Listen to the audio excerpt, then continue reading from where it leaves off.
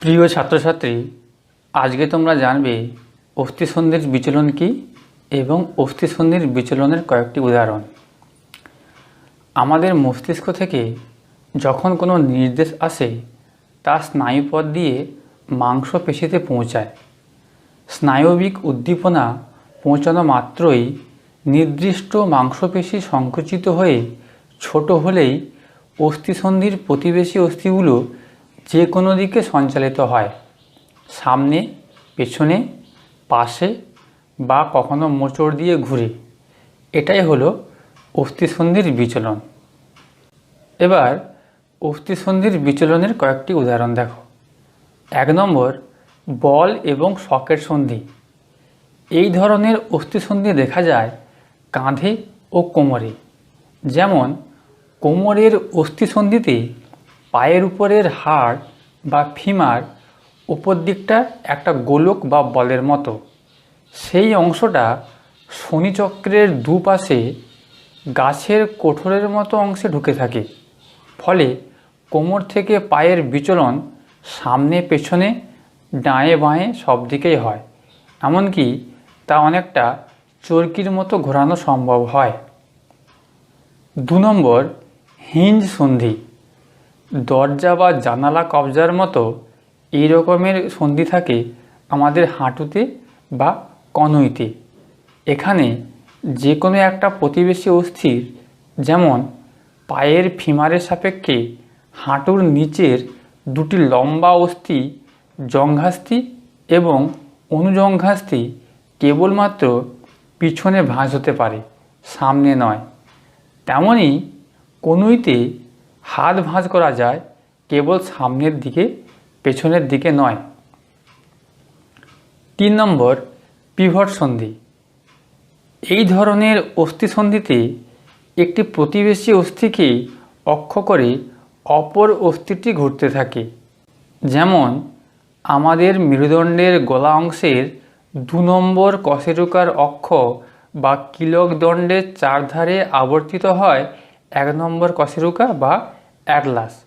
ফলে আমরা মাথা ঘুরিয়ে এদিক সেদিক দেখতে পারি সহজেই। 4 নম্বর, স্যাডল সন্ধি। ঘোড়ার পিঠে বসবার জন্য চামড়া দিয়ে তৈরি করা হয় জিন বা পরশান। এতে যখন অশ্বারোহী বসেন তিনি সামনে, পেছনে বা পাশাপাশি একটি অবতল ও উত্তল তলে নড়াচড়া করতে পারেন সহজেই। আমাদের হাতের বুড়ো আঙুল দুটিতে এই ধরনের সন্ধি আছে, তাই বুড়ো আঙুল সহজে সামনে, পেছনে বা ভেতরে ও বাইরের দিকে চলাচল করতে পারে। পাখির মাথার বিচলন ও মানুষের মাথার বিচলনে কী পার্থক্য রয়েছে? পাখির ও মানুষের মাথার বিচলনের মধ্যে পার্থক্য লক্ষ্য করা যায়। পাখিরা তার মাথাকে 360 ডিগ্রি ঘোরাতে পারে, কিন্তু মানুষের মাথা দুপাশে 180 ডিগ্রি ঘোরে। মেরুদণ্ডের প্রথম ও দ্বিতীয় কশেরুকার মাঝে পিভট সন্ধি দেখা যায়। পিভট সন্ধির সঙ্গে যুক্ত থাকে কিলক দণ্ড বা অক্সিপিটাল কন্ডাইল। পাখিদের ক্ষেত্রে এই কিলক দণ্ডের সংখ্যা 1টি, ফলে খুব সহজেই পাখি পেছনের দিকে মাথা ঘোরাতে পারে।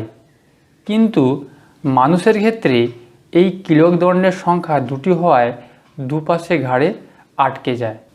তাই পাখির মাথার বিচলন ও মানুষের মাথার বিচলনের মধ্যে পার্থক্য দেখা যায়। দেখো, 1 নম্বর, বল ও সকেট সন্ধি। কোথায় দেখা যায়? কাঁধে এবং কোমরে। কাঁধে স্ক্যাপুলা ও হিউমেরাস হাড় দিয়ে তৈরি, কোমরে পেলভিক গার্ডেল ও ফিমার দিয়ে তৈরি। সম্পূর্ণ চরকির মতো খোলে ও ঘুরে যেতে পারে। ক্রিকেট খেলায় বল করতে, কোনো কিছু ছুঁড়তে ও সাঁতার কাটতে সাহায্য করে। 2 নম্বর, কবজা বা হিঞ্জ সন্ধি। কনুই এবং হাঁটুতে দেখা যায়। হিউমেরাস এবং রেডিয়াস ও আলনা দিয়ে তৈরি কনুই, ফিমার এবং টিবিয়া ও ফিবিউলা দিয়ে তৈরি হাঁটু 180 ডিগ্রি খোলে, সোজাসুজি খোলে ও বন্ধ হয়, কোনো কিছু তোলার কাজে লাগে। 3 নম্বর পিভট সন্ধি। মেরুদণ্ডের প্রথম ও দ্বিতীয় কশেরুকার মাঝে এর অবস্থান। এটি অস্থিকে কেন্দ্র করে অপর অস্থিটি ঘোরে। মাথাকে এদিক ওদিক ঘুরিয়ে চারিদিক দেখতে সাহায্য করে। স্যাডল সন্ধি। হাতের বুড়ো আঙুলে দেখা যায়। মেটাকার্পাল ও কর্পাল অস্থিতে তৈরি।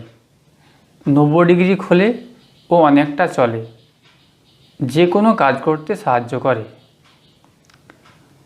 তো ছাত্রছাত্রীরা, আজকে তোমরা অস্থিসন্ধির বিচলন ও বিভিন্ন প্রকার অস্থিসন্ধির বিচলনের উদাহরণ সম্বন্ধে জানলে।